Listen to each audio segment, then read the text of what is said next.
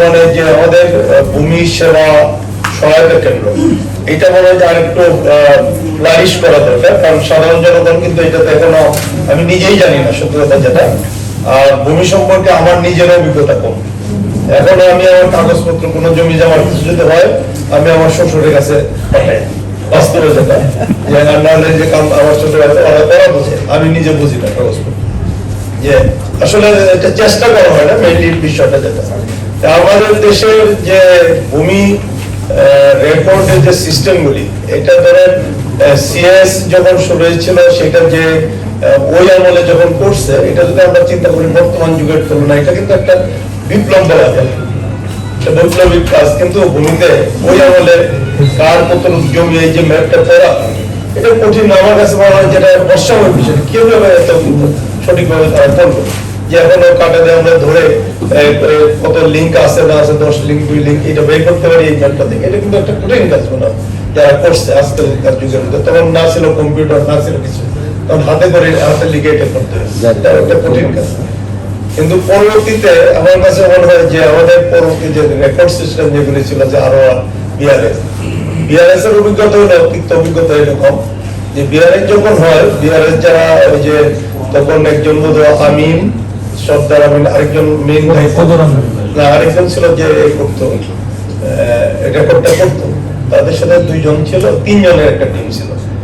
এবং এই 3 জনের টিম এটা সম্ভবত 83-83 দিকে আমাদের আমাদের ইউনিয়নের যার কাজটা আমাদের কয়েকটা মৌজায় কাজ করছিল, তারা আমাদের বাড়িতে খাওয়া দাওয়া 3 জনে একদম আমাদের করে 3 জন খাওয়া দাওয়া করতো সারা এই যতদিন, প্রায় 3-4 মাস আরো বেশি হবে।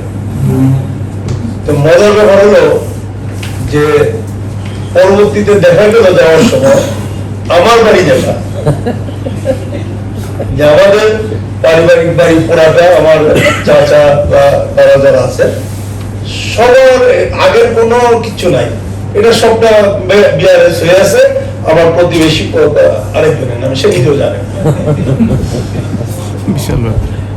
এবং এটা পরে আমার বাবা জীবিতকালীন থাকাকালীন সময় শেষ দিকে এটা উনি ঠিকঠাক করে শেষ পর্যন্ত দেখে যেতে পারছেন না, পরে গিয়ে ঠিক হয়েছে।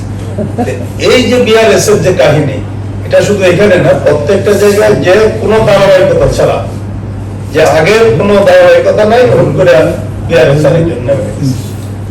এই জটিলতা এখন আমার সরকার গুরুত্ব দিচ্ছে কি, বিআরএস মূলে যারা থাকবে, বিআরএস কানেকশন না হওয়া পর্যন্ত কোনো জমি দলিল হবে না, এই যে একটা সিস্টেম করা। আমার মনে হয় যে এই আমাদের সবচেয়ে বড় প্রবলেম যেটা হয় যে উত্তরাধিকার সূত্রে যাদের ট্রান্সফার হওয়ার কথা, সঙ্গে সঙ্গে এগুলি যদি আমাদের প্রত্যেকটা, এখন যেহেতু অনলাইন, এটা মনে হয় খুব সহজ করা। যে যদিও সরকারের পক্ষ থেকে বলা আছে যে কাগজ বা দলিল যার জমি তার, কিন্তু বাস্তবে এটা কিন্তু আমরা পাই না। কারণ এইবারে ধরেন পট পরিবর্তনের পর আমরা সবচেয়ে বেশি দেন দরবারে আমাদেরকে ইনভলভ হতে হয়েছে বা হতে হয়, যেটা এই জমি সংক্রান্ত। দেখা গেছে যে কাগজ এক ধরনের, আর যারা ক্ষমতায় থাকে তাদের পাওয়ারটা বেশি থাকে দখলদারিত্ব করার। তখন দেখা গেছে যে পারছে সেইগুলিতে আপনার দখল নিয়ে নিচ্ছে, কাগজ কতটুকু আছে না আছে, এবং আইন কিংবা সরকার ক্ষমতা থাকলে পাওয়ার নিয়ে অনেক কিছু করা যায়। এখন এইটাই আমার এবার যখন পট পরিবর্তন হয়েছে, কিছু সংখ্যক লোক আবার উল্টা কাজ করছে। তারা আবার এই ভেজাল মুক্ত জমি যেগুলি ছিল, মানে যুক্ত, ভেজাল মুক্ত না, ভেজাল যুক্ত যে জমিগুলি, যেগুলি গত আমাদের তারা নিতে পারে নাই বিভিন্ন কারণে, কেউ এখানে সত্যতা আছে, কোথাও কোথাও আবার সত্যতা নাই, তারা আবার যেহেতু সরকার পরিবর্তন হয়েছে, আমাদেরও কিছু লোকজন এই জমিগুলি আবার 5 তারিখের পর রেজিস্ট্রি করে নিয়ে, এই যে জটিলতা। এবং নেত্রকোনা শহরে এই যে আমাদের জেলা পরিষদ প্রশাসক সাহেব আছেন, উনি নিজেও, আমি নিজে দরবারে সাধারণত এই উকিল সাহেবদের নিয়ে একটা করে দিয়েছি, তারা রাজনৈতিক নেতৃবৃন্দ 2-4টাতে তারা সাকসেসফুলি শেষ করতে পারছে, অনেকগুলি করতে পারেনি, কারণ এইগুলি কোনো জমির যেগুলি আগামাতায় পাওয়া যায় না। এই যে বিষয়গুলি ডে বাই ডে একটা সরকার পরিবর্তন হওয়ার পর এই যে সমস্যাগুলি দেখা যায় যে দখলদারিত্ব শুরু হয়ে যায়।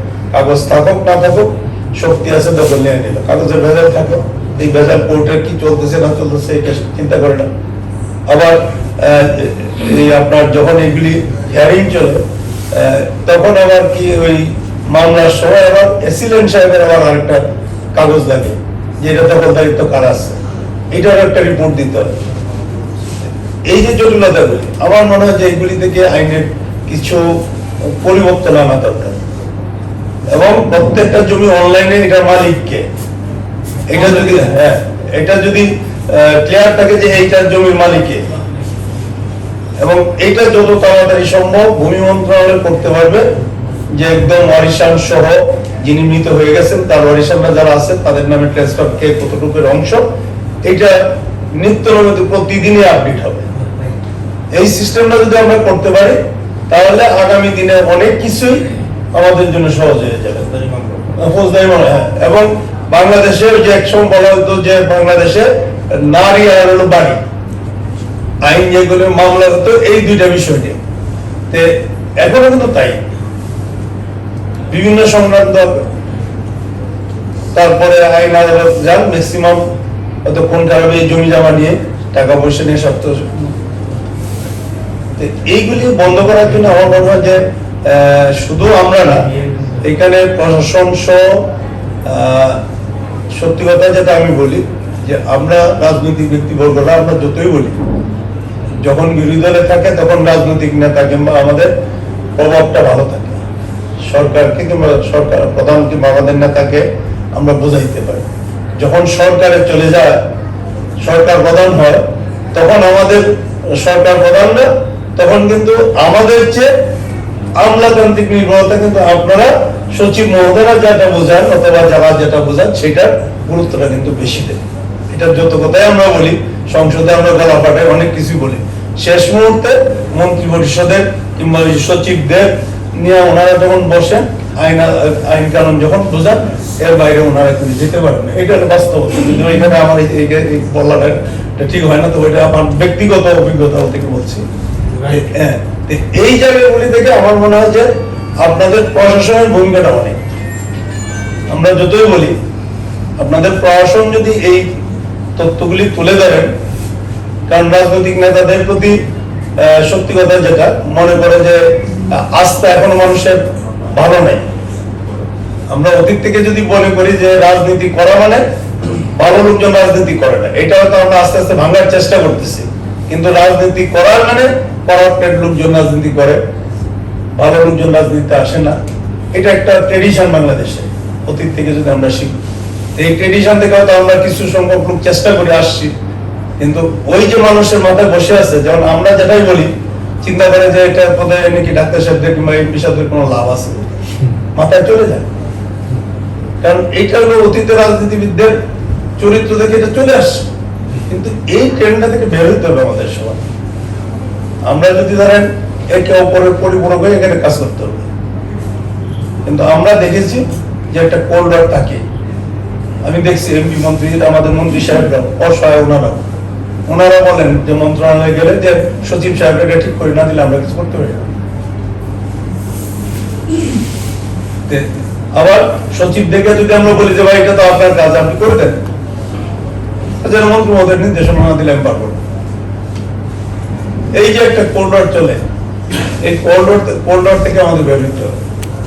এবং এই ভূমি আমার মনে হয় যেটা যে আমাদের নাই, এই তো আমাদের সত্যি কথা আমাদের নাই, সবাই কি সহকারী তহসিলদার, আচ্ছা ভূমি কর্মকর্তা, এখন ভূমি কর্ম, আগে ছিল এটা যখন তারা নিয়োগ প্রাপ্ত ছিল তখন ছিল তহসিলদার, সহকারী তহসিলদার। সহকারী তহসিলদার থেকে তহসিলদার নিয়োগ করার সুযোগ কিন্তু বাংলাদেশে আর হয় না।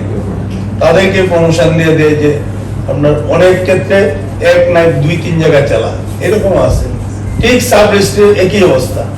এবং একটা সাব রেজিস্ট্রার ডেইলি যে পরিমাণ কাগজ উনি জমি রেজিস্ট্রি করে, তার পক্ষে আদৌ কোনোদিন আমার পক্ষে মনে হয় না যে ভিতরে কি লেখা আছে এটা দেখা সম্ভব।